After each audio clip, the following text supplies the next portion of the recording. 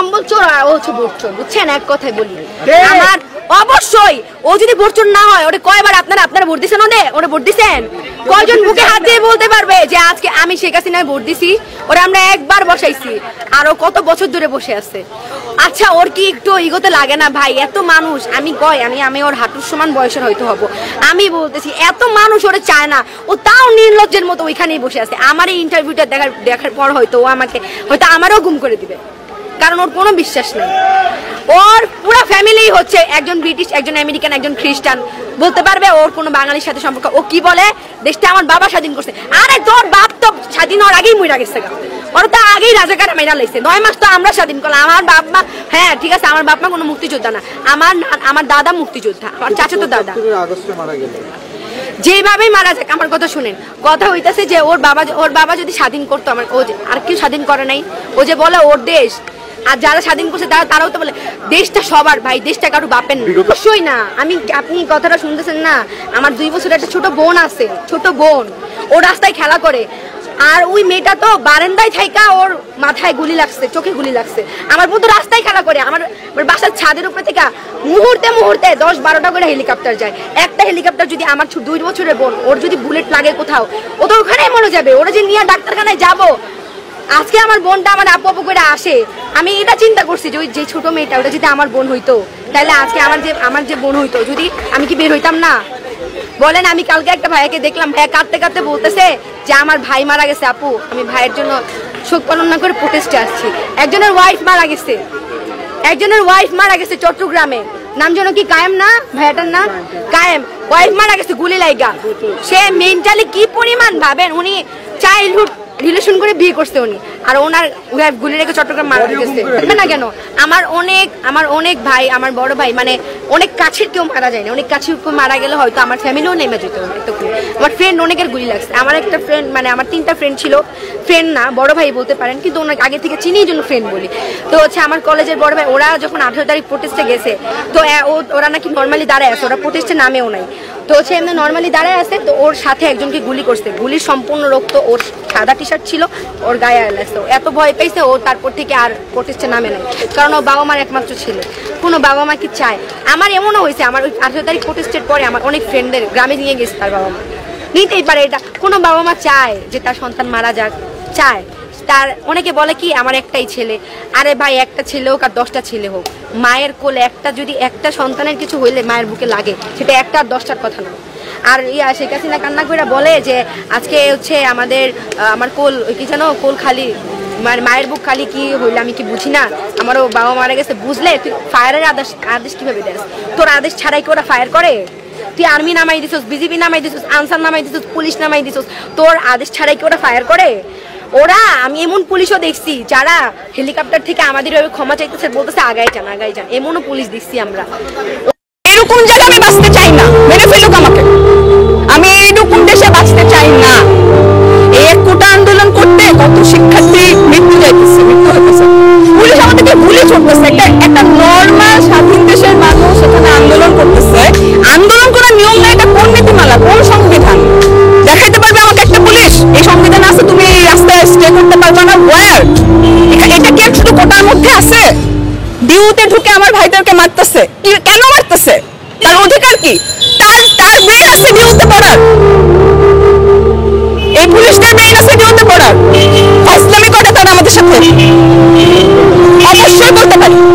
সে একটা মেয়ে আমাকে মারতে পারে না, কিভাবে সে রংপুরে ছিল তাকে মারলো? সে এরকম করছে, তাকে গুলি মেরে দিল, তার তো বিশ্বাস আছে যে পুলিশ তাকে মারবে না, তাকে মেরে দিল কিভাবে? এরকম জায়গায় আমি বাঁচতে চাই না, মেরে ফেলুক আমাকে, আমি এইরকম দেশে বাঁচতে চাই না। পৃথিবীর কোন দেশে বাঙালি এখন আর চাকরিও পাইতেছে, কারণ বাংলাদেশের ভৌগোলিক আর পুরো দুনিয়ায় বাংলাদেশ এখন জানে বাংলাদেশ কেমন একটা রেড অ্যালার্ট কান্ট্রি হচ্ছে বাংলাদেশ। আমরা সরকারের পদত্যাগ চাই, স্বৈরাচার বুঝেন?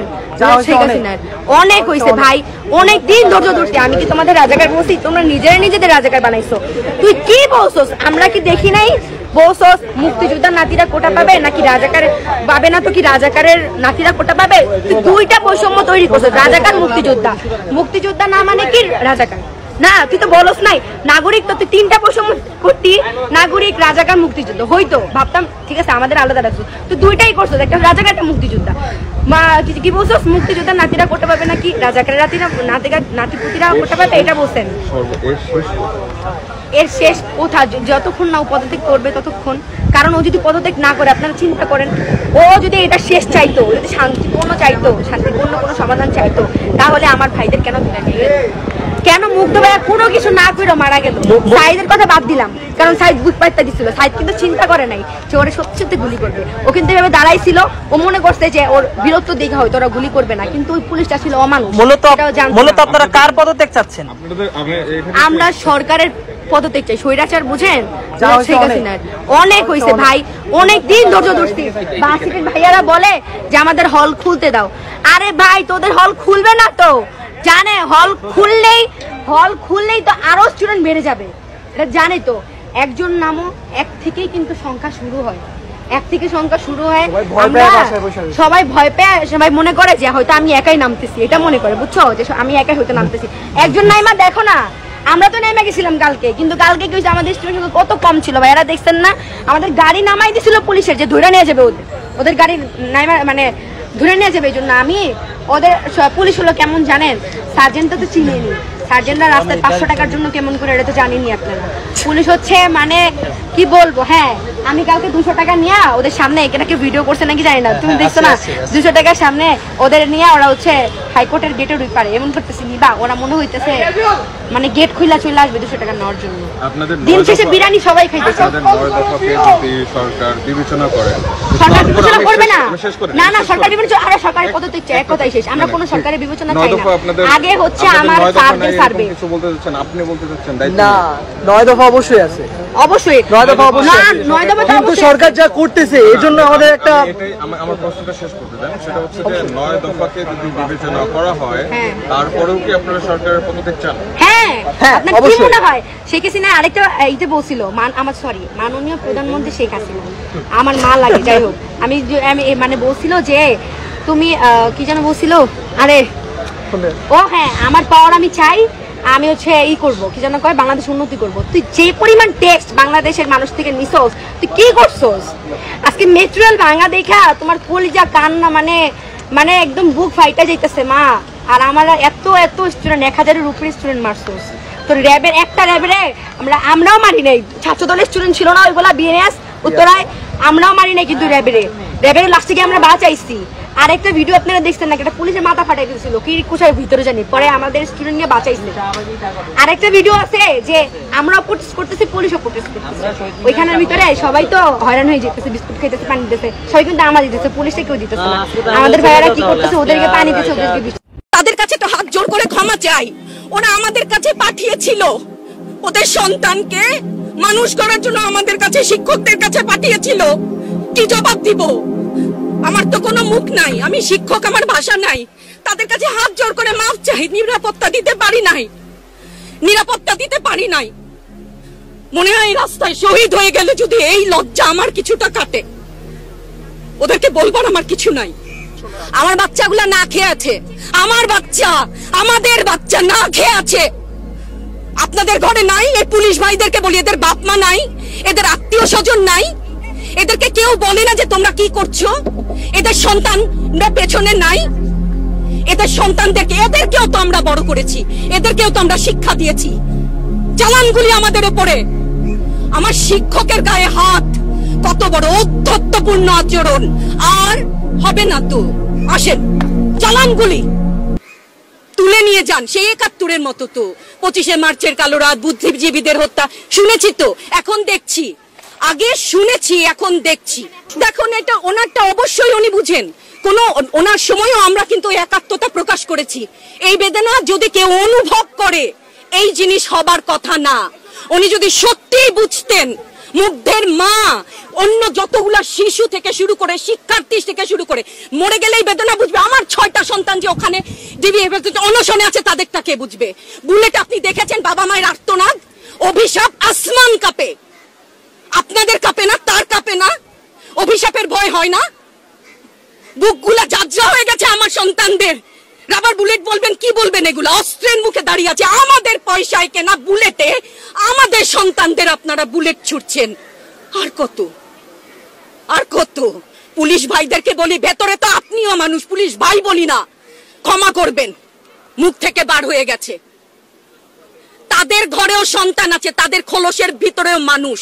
যারা এখনো ঘরে আছেন তারাও জানেন আর কতদিন ভয় পাবেন।